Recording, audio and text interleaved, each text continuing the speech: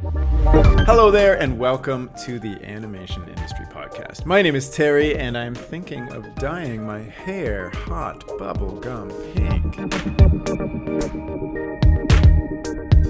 Today I'm chatting with Brent Forrest, who has worked as a special effects animator, storyboard artist, director, and he's currently a technical director at Marza Animation Planet in Japan. In our chat, he's going to share everything about how he worked with Marza to get a short film called Samurai Frog Golf off the ground. He's also going to get into the nitty-gritty of creating a concept ready to pitch, how they found funding, and their marketing plan once the project was greenlit. In fact, Samurai Golf Frog is actually premiering next week on August 8th at SIGGRAPH in Vancouver, so if you're heading up there, make sure you get a ticket and check it out. It is an absolutely beautiful and super unique film. And if you're not going there, you can see it publicly on September 15th on CgBros, CgMeetup, or the Marza YouTube channel. So now, without further ado, let's jump into the chat. Hi, Brent. How's it going? I was just looking up when we last chatted, because you've been on this podcast before for a completely different reason. And it was March 2021 with your short film, Like and Follow. So, how have you been? How are you today? And give me a short update on what happened since your last film came out. Hi, Terry. Thanks for having me on the podcast again. Things are good. Busy as always. And oh man, I don't know where to start with what's been going on, but the Like and Follow, that's been out for a while now, and we're still getting requests for festivals. We're still getting requests from a lot of schools, so that's been fun. Wait, what do you mean schools? They want to show it as like a warning on social media or something? Yeah, we've had like at least 3 different teachers saying, "Hey, can we play this during our assembly or during our special event here?" And I guess they're like using it as a part of their curriculum, which is pretty cool. So we've been pretty stoked about that. Especially getting the chance to talk to the kids and say thank you, and just maybe reach out in some small way to other kids who want to maybe get into animation or filmmaking. So that's been really neat, really rewarding. Yeah, amazing. You know that you are actually the first person to ever be on the podcast twice in almost 200 episodes. Wow. For somebody who hasn't listened to the last episode, you're an expat, you're living in Japan, and you're working at Marza. So, give me just the Cole's notes on your journey to Japan and working in a, super cool animation studio and what kind of cool projects they do. I know, but I'm wondering if you can give a short intro on who you are and all that fun stuff. Okay, sure. I can tell you about that. Well, I came to Japan about 8 years ago. Before that, I've been living in Toronto, where I've been working for a while in different studios. And in Japan, I came here with my family, with my wife and my one child at the time. Had another child since we've been here. And in Japan, I worked in 4 different studios, Marza being the 4th, the last of them. And it was just kind of like an organic flow. I went to this one studio when I first got here because it was an easy entry for people who are new in Japan. And I made some friends there, and through my friends, I found out about the next place that I went, which was OLM. And the reason I came to Marza was because I heard that they were working on the Lupin movie, Lupin the Third, which was the big CG Lupin movie, and I had to be a part of that. And I came in here for 3 separate interviews, and I got into the tech department, and I didn't work on the Lupin movie. Actually, they wanted me for something else. They wanted me to be kind of a bridge between art and technology. But which ended up turning out to be a blessing. I came on board, and Marza has done a lot of cool stuff. I think most people will be familiar with the Sonic movies, Sonic 1 and 2. We worked on those, and I mentioned Lupin. They did that. So they've done a lot of really neat stuff. What's the idol? The Hatsune Miku, I think it's called, the virtual idol. They do all of those. And most recently, they did Oni, They worked on the Tonko Oh, House nice. Oni show, so that's been making the rounds. Yeah, I wanted to ask because you have tons of experience as a an animator and a storyboard artist and a storyteller and a creator. All the stuff on the side that you're currently doing plus your past life. Working at Marza, and you originally wanted to work on Lupin and didn't get to work on that. Do you have a little bit of FOMO of when you're coming in to solve a problem and you see somebody's shots and you're like, oh, that's so cool, and like I do you have FOMO of like I wish I was What's a FOMO? Feeling of sorry, feeling of missing out. Oh, I feel like I missed out. No, I not I don't really get that anymore. I really did want to work on Lupin, but it is what it was. Instead of working on Lupin, I got to work on the Peak, the new short film, and like I got my fingerprints all over that thing. And I for one, I was.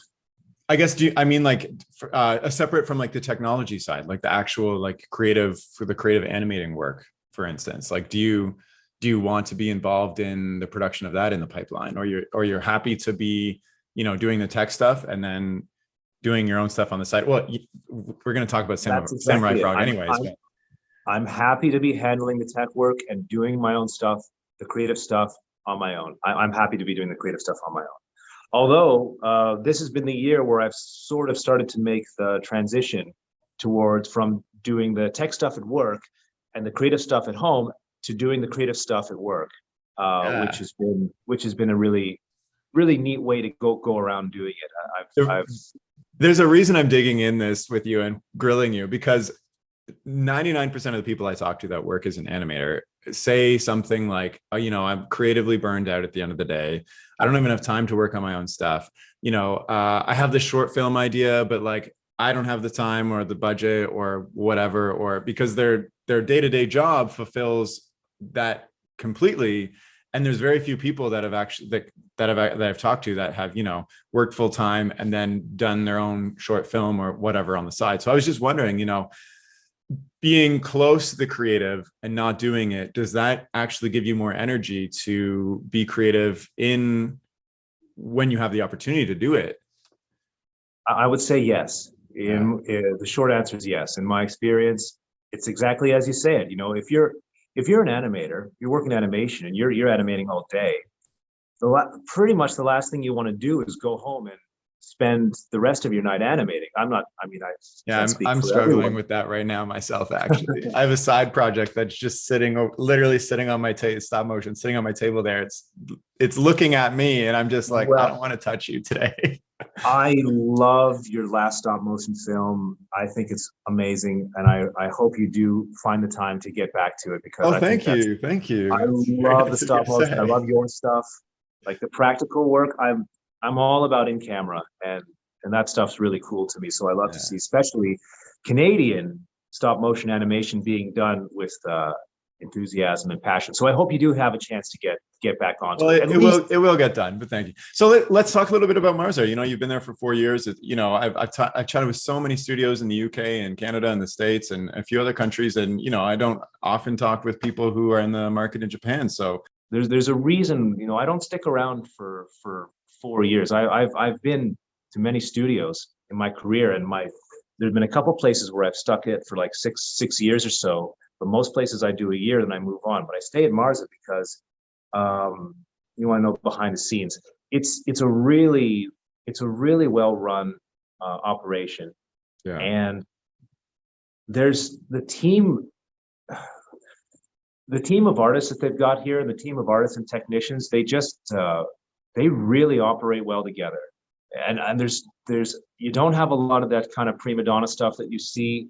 I mean, like everyone in every creative industry, and I'm a creative guy too, so I'm not innocent to this. But everybody you get creative people in a room working together, you get egos, and those egos will clash creatively.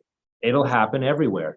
It happens here to a much smaller degree, and I think it has something to do with the culture that they've cultivated. And Marza's been around for a while, and they've had and for those of you who don't know, Marza is the production management arm of the Sega Sammy company. So when it started, it was the graphics and animation side of the Sega company, and as Sega grew and Sega Sammy became a thing, and all the umbrella companies came. It turned into Marza Animation Planet.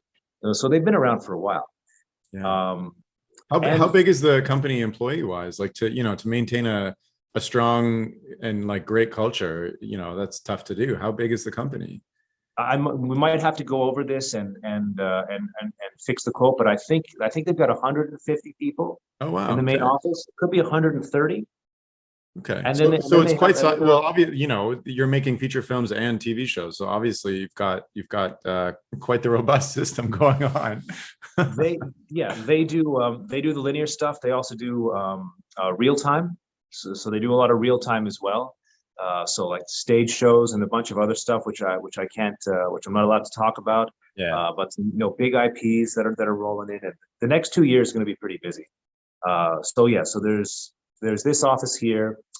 There's the office in LA. And yeah, I mean it's a fun place. It's a comfortable place. Yeah. I I I'm I, just I find it quite comfortable, and Yeah, I'm and, and just they wondering, like you're from Toronto originally and you moved to Japan and it seems like you've seamlessly integrated into, the animation scene and Marza and whatnot. And what was maybe the biggest challenge actually culturally or just how animation is done that you've experienced that you had to overcome? Hmm, I'm that's just a, wondering that's because a good I'm sure there's people listening who haven't really considered the option of going to Japan to get into the animation industry because of all the cultural, the language barriers, just how things are done. But you've successfully done this and you've been there for 8 years. I think that's fantastic. Thank you. That's a good question. The language, right off the bat, the obvious one is the language barrier. Right. Now, I studied a little bit of Japanese before I came out here. Um, but the guys who do really well are the ones who put real effort into learning the language. And my Japanese is not good. I'm not. I've given it a shot.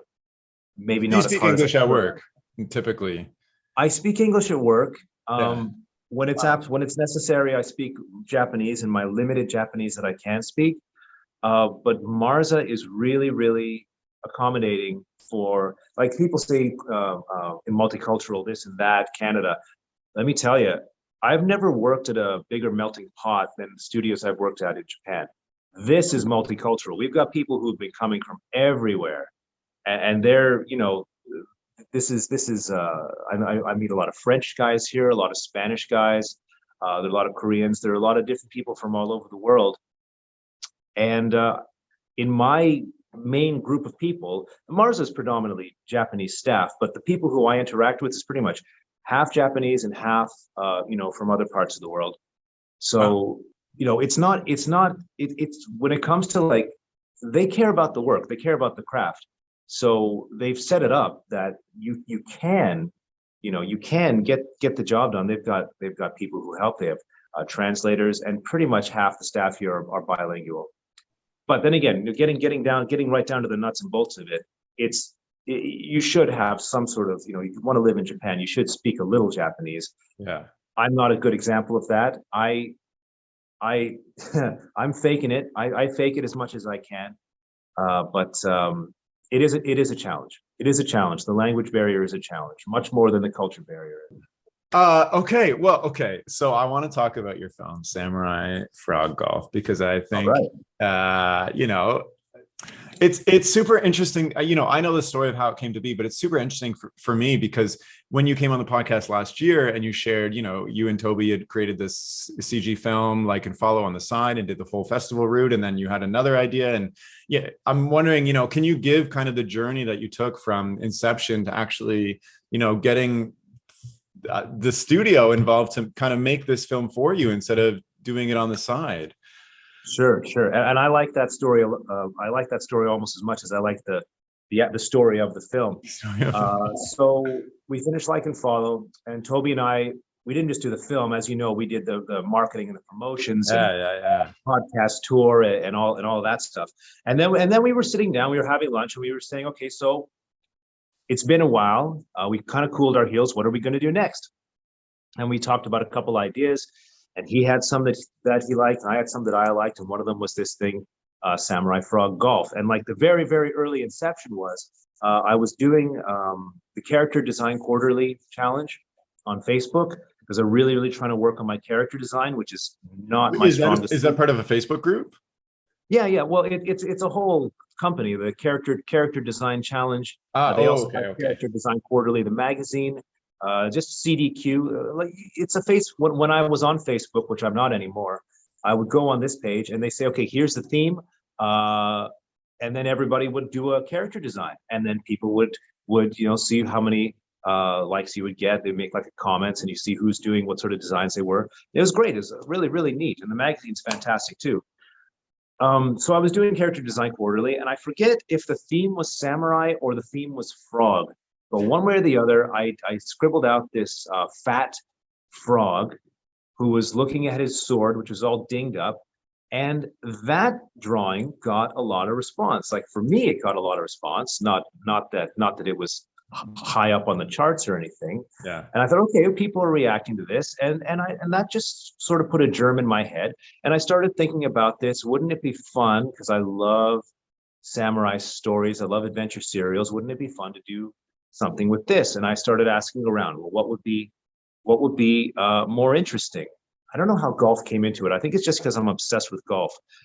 What would be more interesting, a samurai who used a golf club or a golfer who uses a samurai sword? Yeah, I love that you crowdsourced kind of the inception of this film, because like, and now it, it has super success now, and it probably because you almost took a marketing research, maybe it wasn't intended, but a marketing research kind of point of view where you created a character, got response, and that, had this positive feedback within you. And then you asked what concepts would work. I love this. I don't hear many people creating short film ideas. Most people are like, I have this idea in my head that I wanted to get out for a while, instead of, what would actually resound with people already. Well, there are elements of that. There is something that I wanted to get out for a while, but I also know my weaknesses. And like one weakness is character design. And the other weakness is really, I don't really know what people react to. And I don't want to spend a year making a film that nobody likes. Right. So in a way, I guess you could call it a bit of market research, but I wanted to say, I want to mix samurai and I want to mix golf. Which combination do you like? Oh, I like this. Yeah. Oh, you like that frog? Okay, well, people seem to like this, so let's develop that. So you just said something interesting to me, and I want to, I'll ask it, it's kind of in a business sense, but like, what was your original success criteria for creating this film? You just said you don't want to create something that isn't going to resound with people. There's many reasons to create a short film. So like, when you were originally coming up with the inception of this, what was the end goal? To be seen as many people as possible, to, establish yourself as a director, to create something unique and just go through the process, what was that initial goal for you?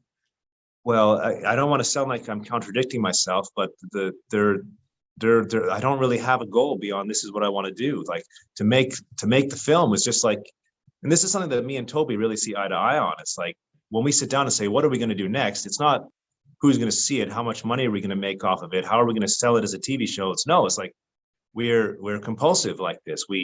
This is how we this is what we would do after we're retired, and like this is what I just want to make another film, right? This next film I want to make, and at the same time, yes, I want to make a film. I want to tell this story. This is a lot of fun to me, and it's just one of those ideas where you have it, and then you can just see it in a flash. All those cool little moments that you want to have in there, and the underlying story, and I don't know. I don't know how to describe it. There was no other what do you call it? It was just because this is the next film we wanted to make. And now there's another film that I want to make, but that has to wait until I've finished what's on my plate right now. Nice. It doesn't. If you want to do this, it doesn't really stop. You don't need another reason. Now, that said, you can't just sit there. You can sit there and make art house films that you and your buddies watch and nobody else sees for the rest of time in history. Or you can take a moment to ask yourself, okay, I'm going to make a film.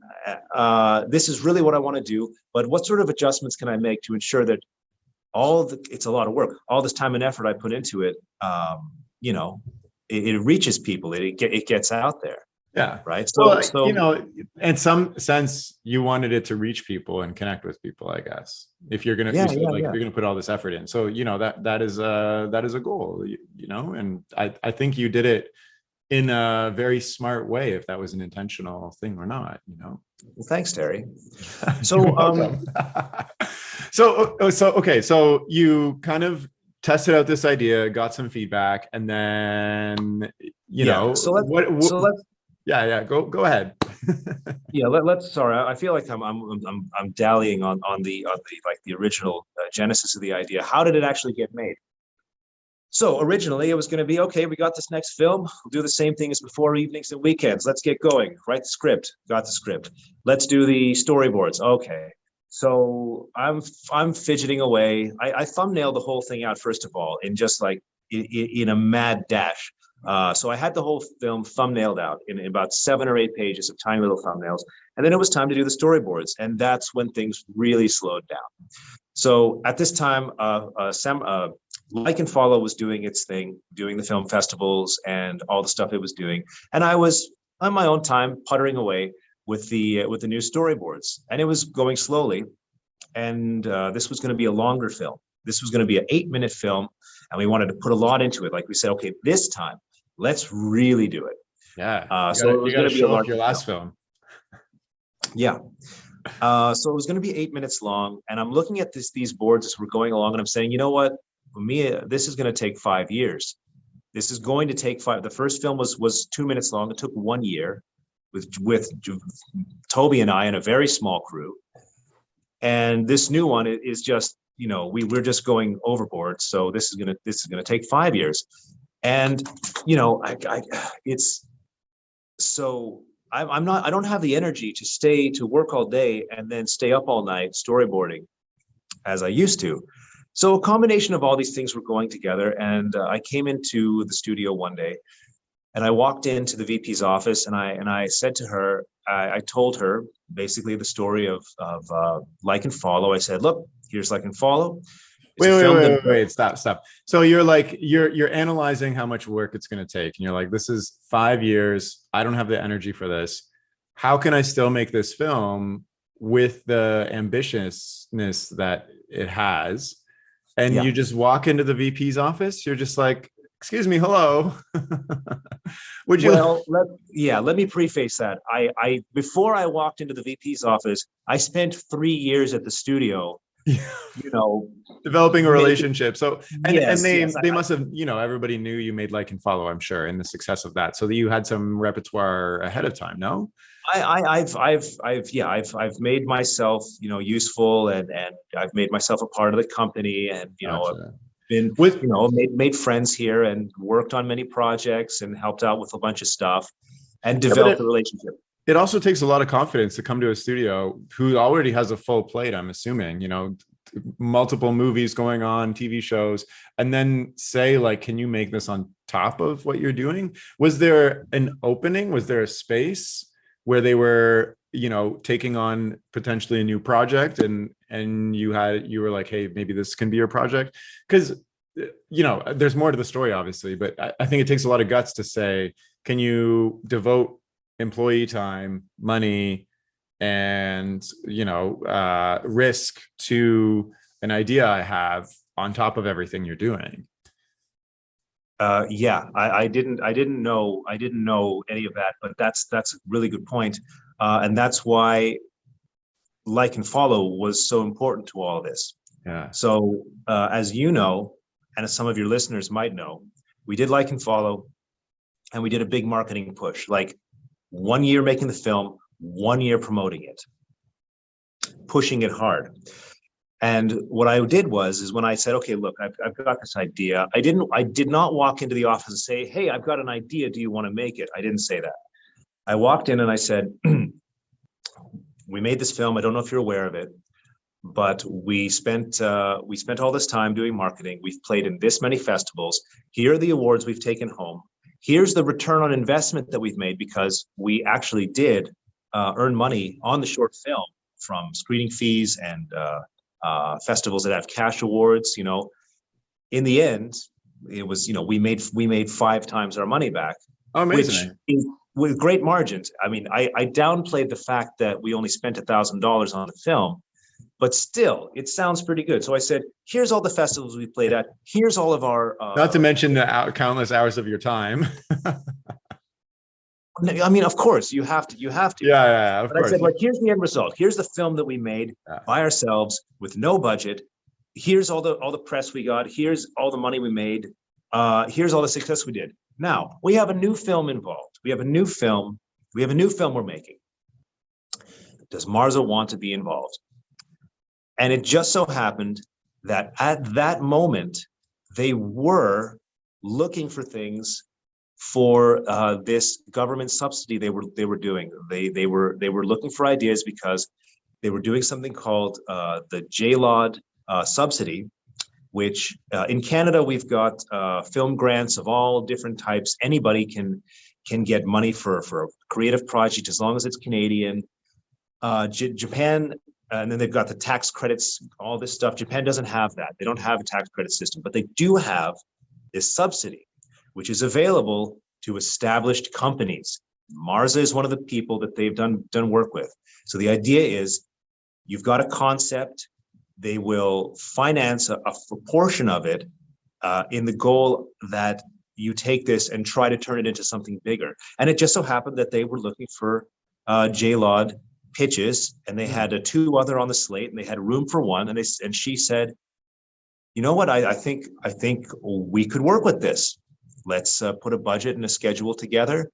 And after that, things just started rolling. And then it was like, okay, well, these boards can't get done in 5 months. These boards have to get done now.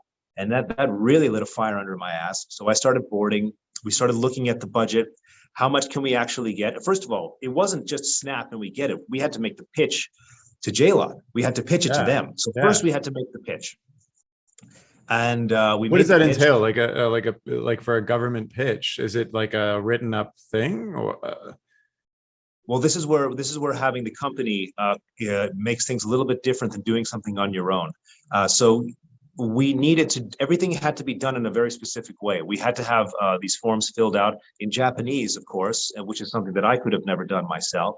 Yeah. But through the help of our production management team, they handled this mountain of paperwork that goes along with applying for so you want to talk about a barrier to entry. Oh man, there was no way.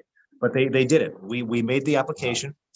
We put some artwork together. They said, who's the company? They know who the company is. Who am I? What's the project? What's the story? What are the greater goals? That's what's important to them. They're not paying for you to make a film. They're paying for you to make a pitch. Yeah. So that's one thing that had to happen. The film had to be trimmed down from a sort of like more of a theatrical thing, crushed into a pitch package. But we towed that line. So we cut the film down from 8 minutes to 3.5 minutes, and just distilled it to the basic essentials of what the story was. So we had something that would work as both a pitch and as a festival style film. So we before we even made the film, we had to pitch to JLOD. We put the pitch together. I put some art together. They stacked out about papers about this high of things they had to fill out, and they made the application. And they said, "Great, let's do it." 4 months. You've got 4 months to put it together.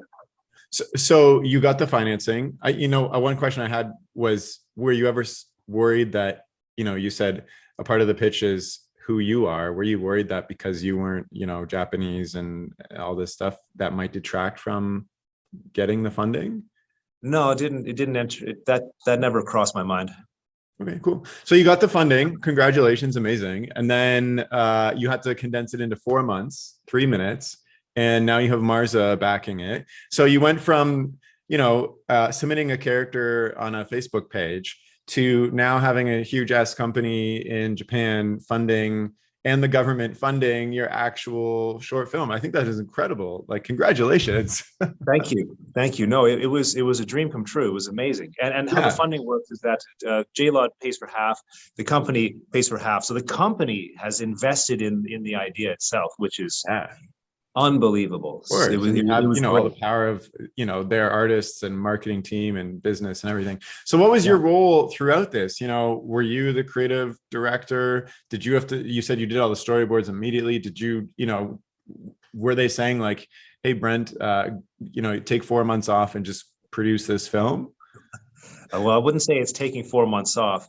I was directing. I directed the thing, and those 4 months were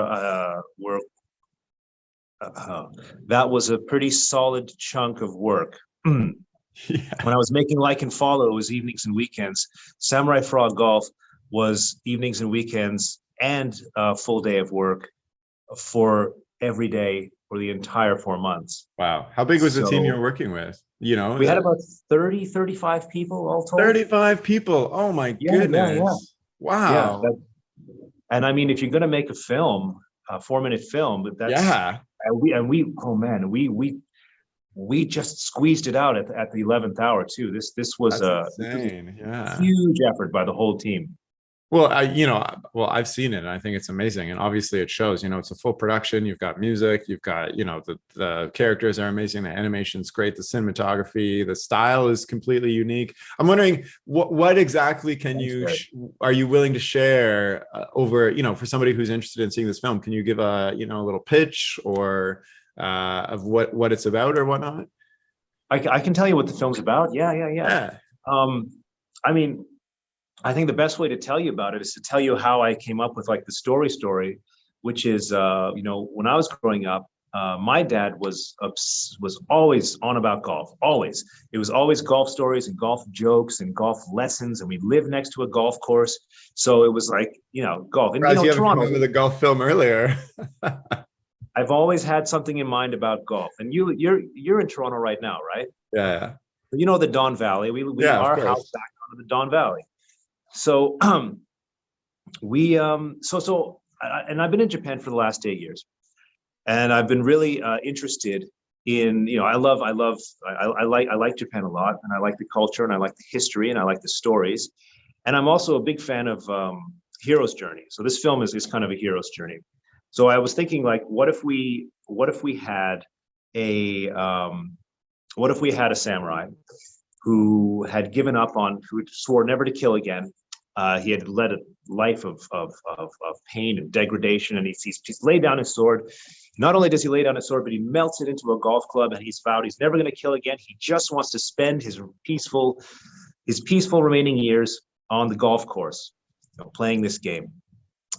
And then we say, okay, well, we set this all up, and we have this whole lore as to why is he a frog, and why is it golf, and why is that important. And we start with this guy, and we throw him in here. We say, well, what if he gets pulled back into action? What if he has to rescue this little baby, and not just any baby, but like a very important a turtle. And in this world, the turtles and frogs are bitter enemies.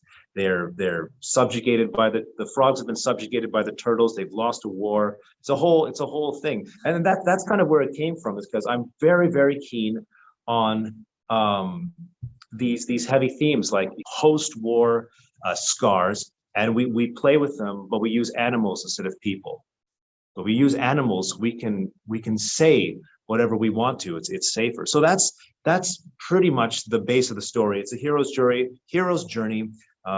We have our hero, the frog samurai, who's forced to take care of this little baby turtle and return him to his home across what I call the 18 lands.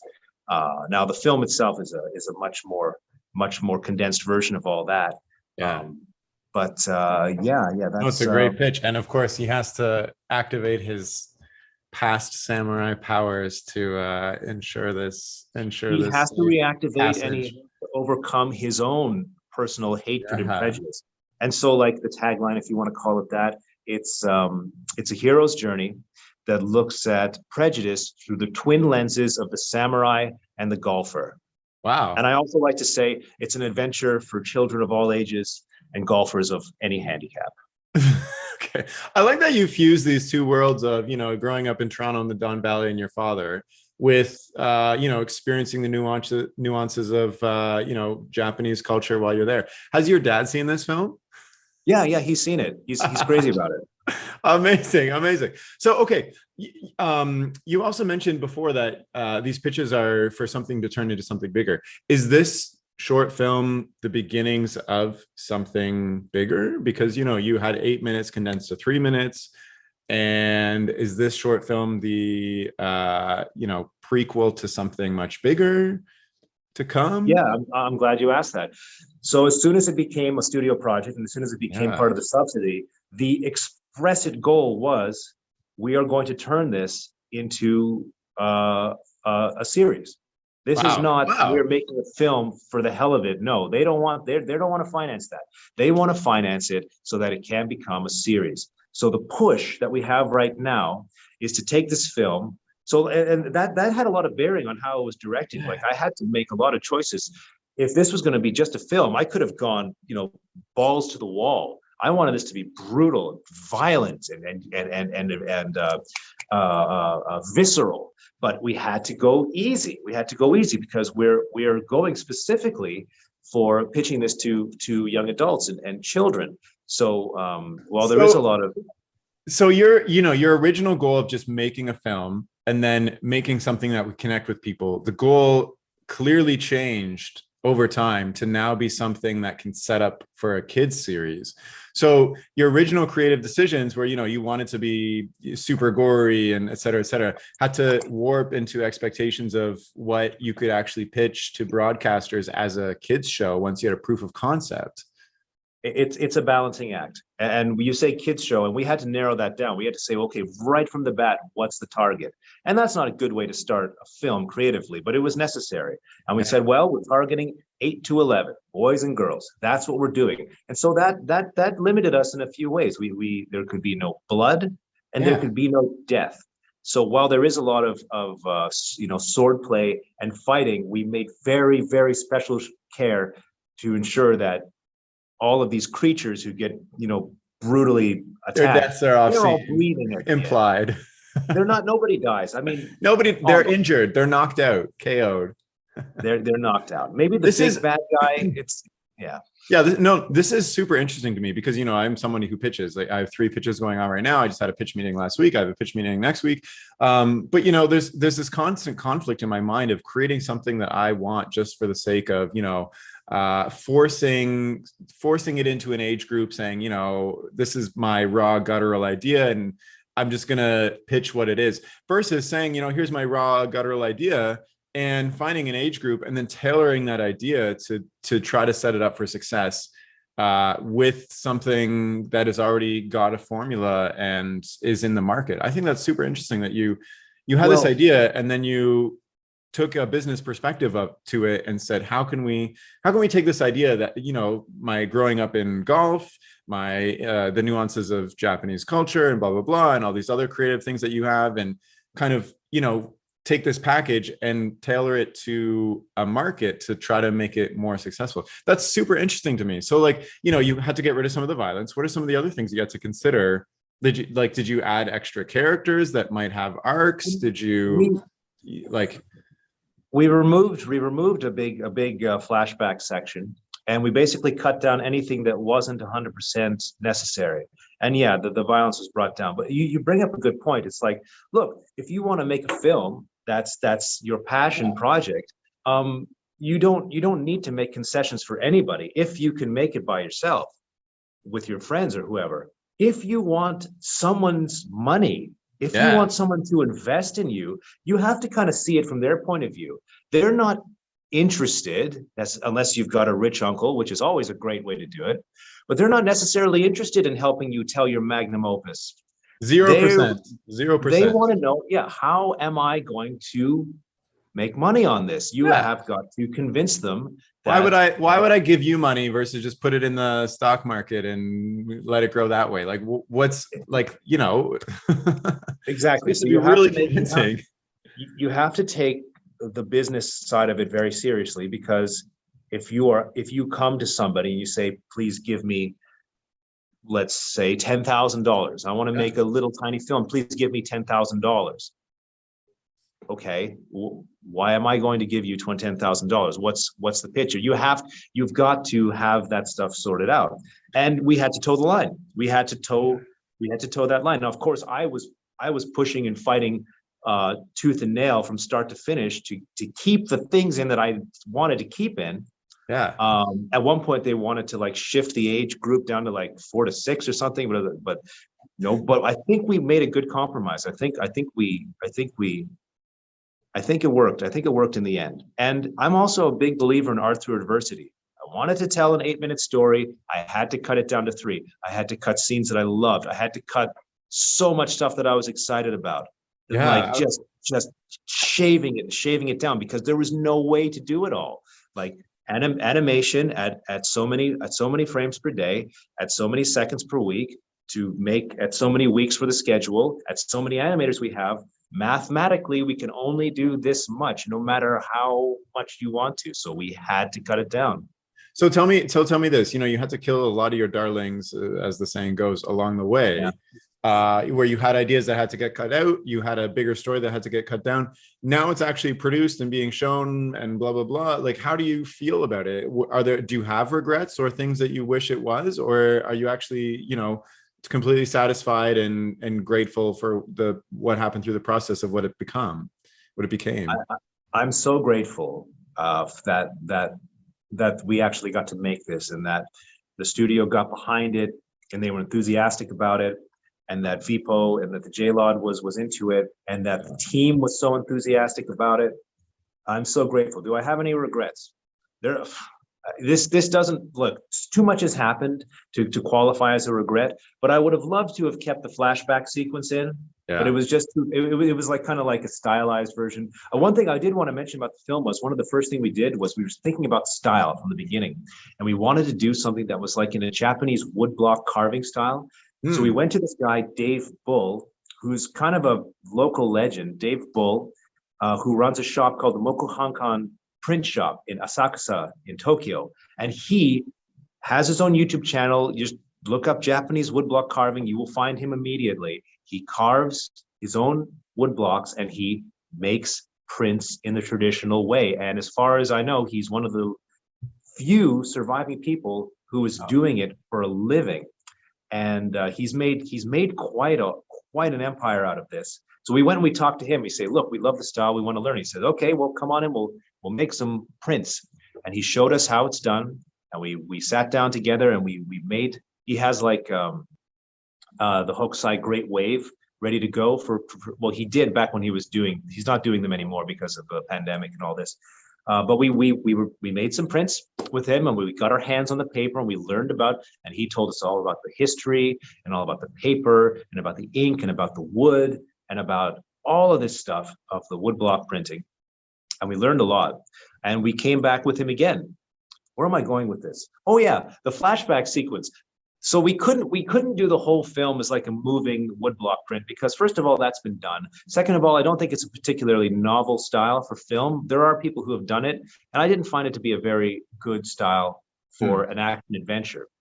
But I really wanted to use it. So the film itself is inspired by what we learned, but this flashback sequence, I wanted to go full on. And I was even considering, like, let's actually make some woodblock prints and print the frames that we're going to be doing in here. Stop motion. Yeah, exactly. And I was even toying with ideas like, he's not going to make blocks for us. Well, let's laser print them. But no, we didn't. No, that was just going way off into outer space. Oh, it's super cool that you did all that. I think I'm just enjoying listening. I mean, we didn't do it, but I wanted to do it. And Dave Bull, we went and visited him with the team at Marza one time so that they could learn about what this is all about. And he showed us all the inner workings of his print shop.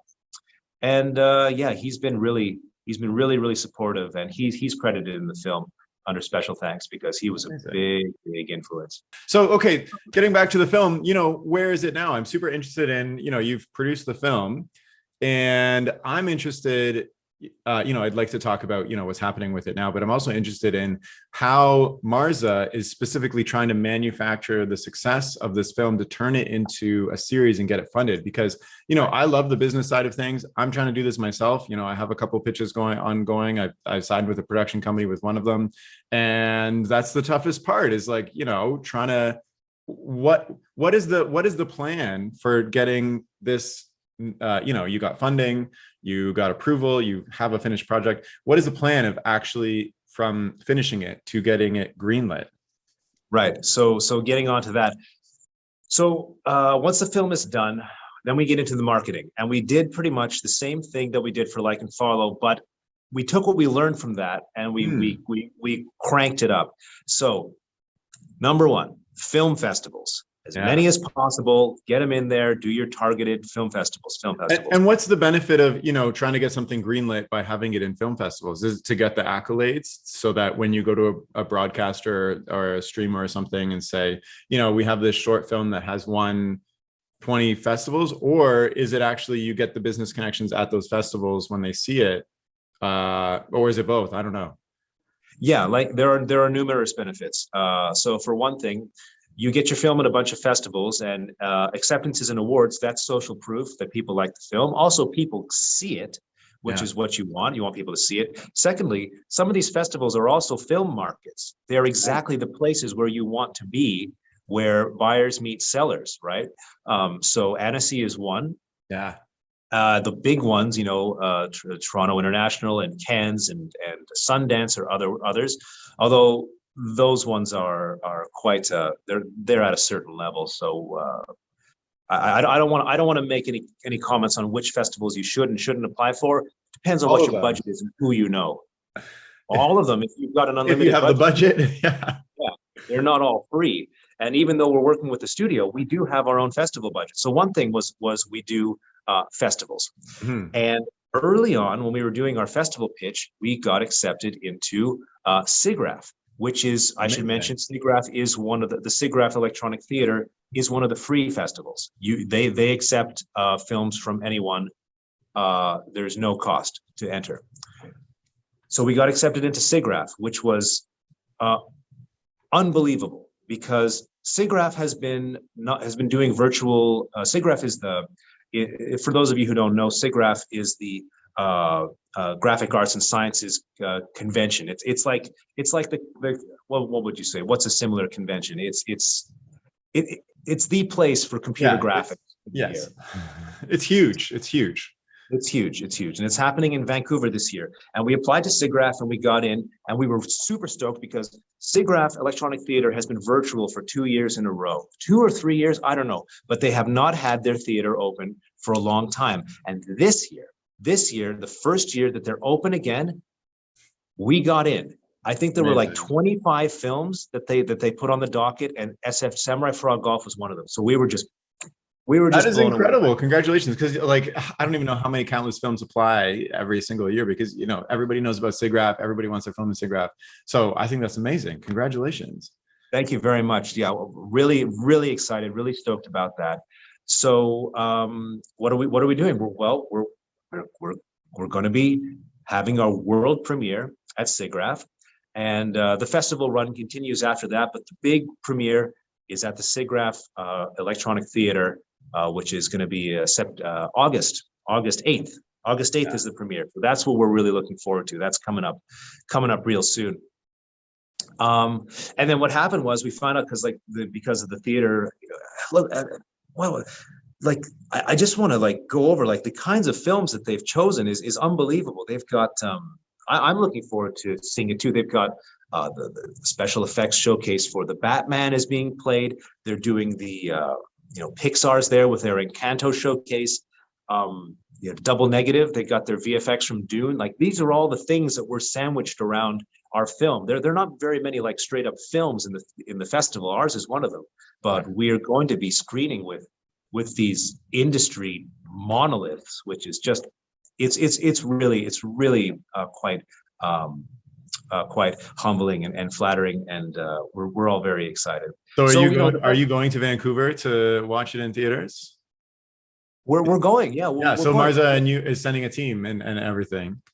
Marza's sending a team. Yeah. We're coming down. We're coming with.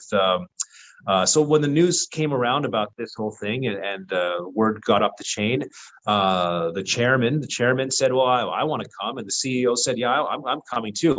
We're doing this. We got to go. We Amazing. got to be there for this thing." So the chairman and the CEO and the vice president and like the core team are all coming to take part in SIGGRAPH and to be there for the screening. So that's I've never been to an event before, and I've definitely never been sent anywhere by the company.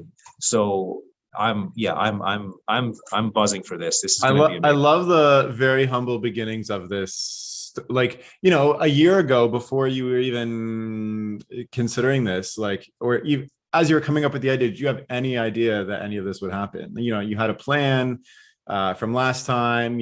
I feel like you've just blown away all your expectations. No, I had no idea. I had no concept that we would be successful in financing, let alone Yeah. screening at Well, now SIGGRAPH. you're kind of an ambassador. This film is an ambassador for the company, even in like SIGGRAPH and all the festivals and whatnot. That's fantastic. Yeah. So we're coming down. We're going to put our best foot forward, and we're going to see if we're going to see. Hopefully, people like it, and hopefully they'll want to learn more about the film and about Marza, and if that's true, we'll be there. We'll be there to So handle say that. I'm not in Vancouver during SIGGRAPH. Are there other festivals that I can maybe see this in that you are allowed to share, or how can I see Yeah. this film? If, Okay, so the best way to see it is if you're in Vancouver and first of all, the ticket, they sold out for the electronic theater. The first day sold out, and then the second day sold out. And then there was so much demand that they added a third day to the festival. And I believe, I don't know if that's sold out yet or not. I'm not sure. It might have already sold out. But if you haven't gotten a ticket for the electronic theater, they're having the virtual electronic theater, which opens on the 9th, August 9th. So you can get tickets to that. And if you want to check that out, I believe you can check it out through the SIGGRAPH webpage or through the SFG webpage, which is marza.com/SFG. You can get tickets through there. So anybody can see the virtual electronic theater. And if you don't want to get tickets, if you want to wait, we're having the public release, which is going to be in September 15th on CgBros, CgMeetup, and the Marza YouTube channel. The film goes live September 15th, so you can check it out. Anybody can check it out then. Man, you kind of hit the perfect storm with SIGGRAPH, because they haven't had their virtual or their in-person theater in a while, and now it's completely sold out because everybody wants to get back to the animation festivals, and you're one of the films submitted. It's perfect timing for you. This is great. It's great, and I'm super excited, and this is happening like super soon. So we're gonna see just what kind of the effect happens with it. So yeah, congratulations. I think it's a super interesting story of you kind of, just pushing yourself to make another film and seeing what opportunities exist, pushing yourself out there a little bit, and getting more people involved, and it kind of sounds like it was a perfect storm all the way through, and just how things have happened. This is super exciting. It's been really exciting, and like I said in the past one, finishing the film is barely the halfway point, and we're all excited, but we're still going. We're not there yet. We're looking to, yeah. Oh, I was going to say, okay, so I asked about the whole marketing plan on how to get this film sold as a TV show. So festivals is one route. What else is kind of involved in the process of trying to get this idea into a series? Well, getting the word out as much as possible. Coming on podcasts like the Animation Industry Podcast is a big one.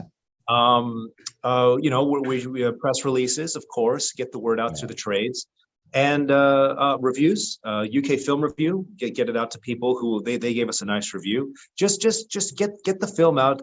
Start to build the groundswell. Start to warm things up, and so then when we come to Vancouver and do our trip across Canada, which happens after SIGGRAPH, we we have something. We have something to show to potential co-production partners, which is what we are now on the hunt for. That's where we've shifted our focus. Now we're looking for, okay, here's what we've done. Here's what we've made. This is where we're at. Here's the support of the studio. And now it's time to find people who are interested in taking us and helping us take this to the next step. So correct me if I'm wrong, but you have a origin story, supported by the government, a cultural story in Japan, fully, realized concepts of what the animation and storytelling is like. But I'm assuming you have a further pitch that actually has like some example episodes, more in depth, maybe a full script for an episode. So essentially you have a completed pitch package with a proof of concept. And now you're just kind of adding fodder to this idea to say like, this is why, this is going to be a success, essentially. Exactly. So we have the film, but along with the film, we have the sales package. Yeah. So what we have with that is the deck, which has what you've described. What's the world about? Where does the style come from? What is the bigger world? Why are we doing this? What is the lore behind all of it? The story. Do we have a story to tell? Who's it for? What's the format? So we have that stuff all worked out. Who's Marza? What have we done? What are we capable of? Who are the people who are already involved? Who's shown interest? And then we have our little sales video too.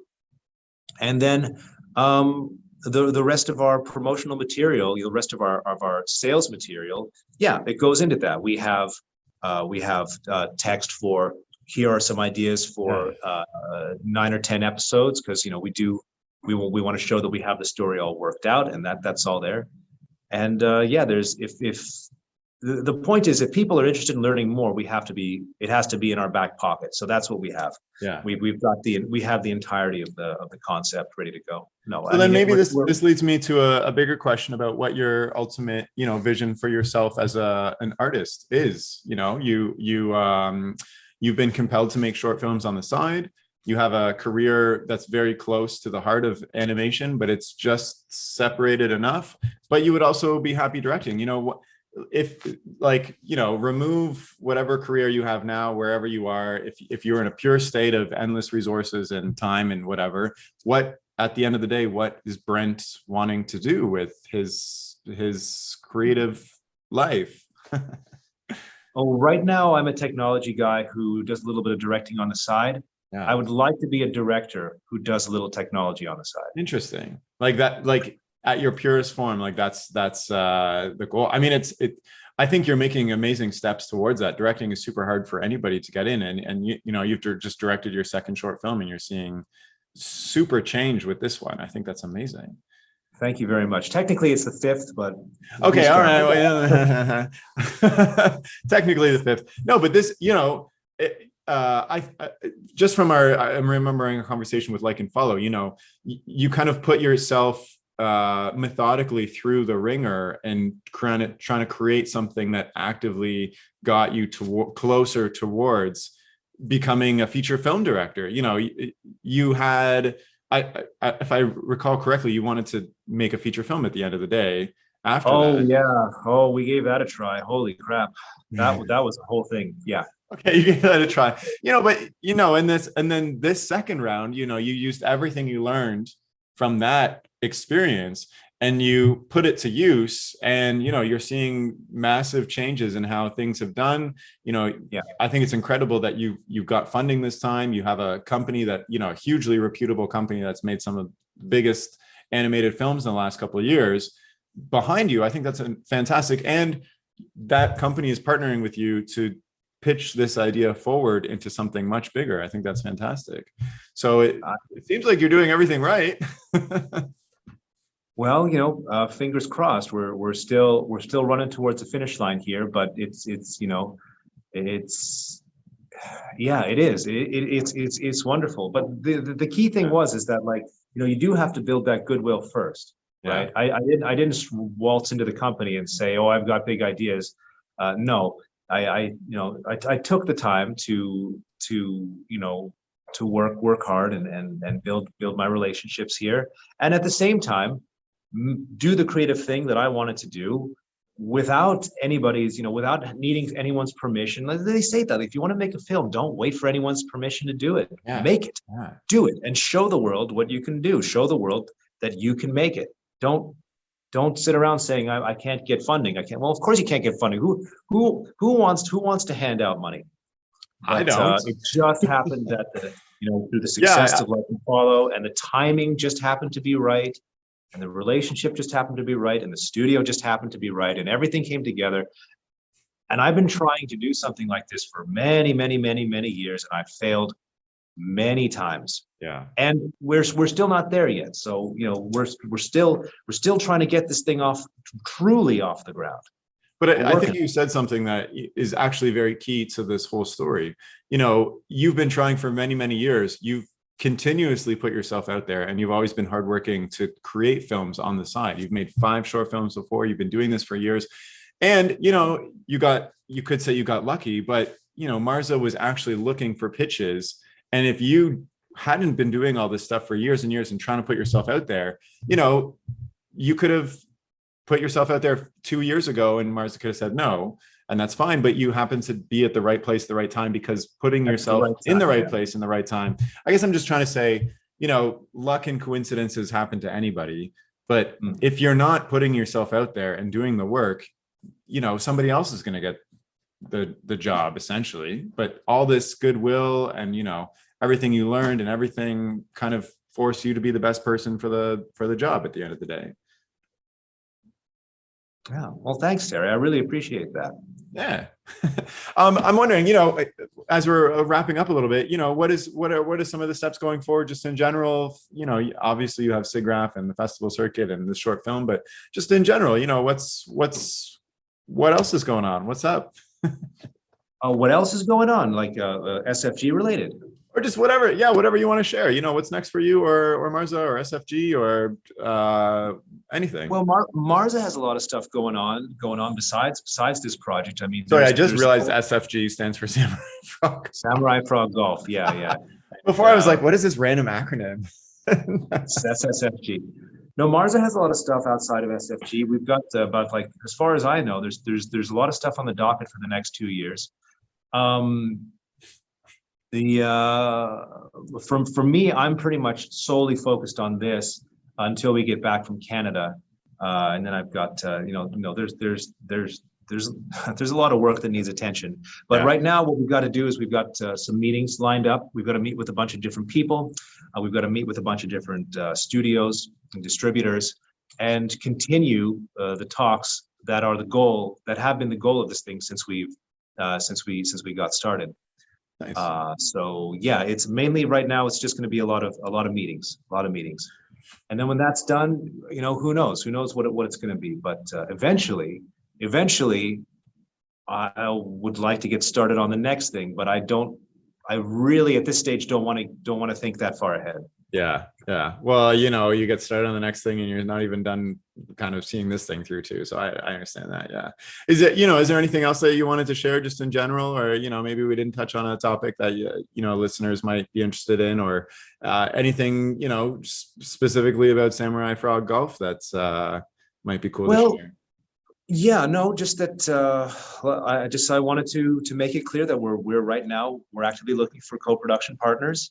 Nice. We're looking for distributors and anyone who's interested in helping us bring this to the world. And if you want to come check it out, if you want to meet us at SIGGRAPH, we're going to be there. We're going to be there. So just come and check us out. We're easy to find. You can reach us at sfg@marza.com. And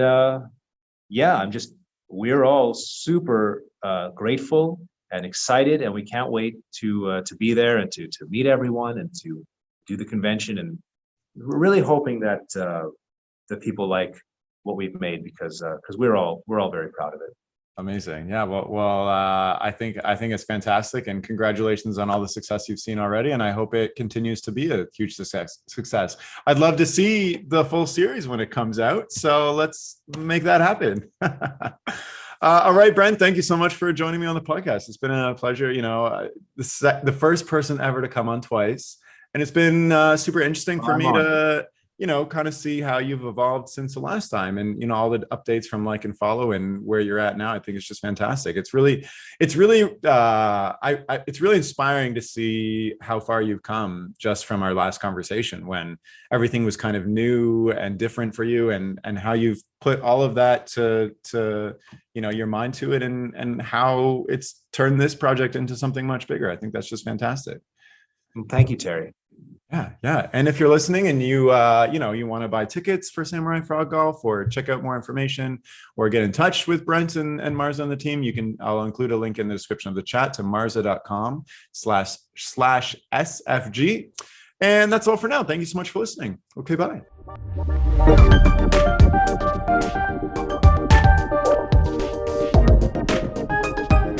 The music for this podcast was composed by Will Farmer, and the graphics by Daniel Abensauer.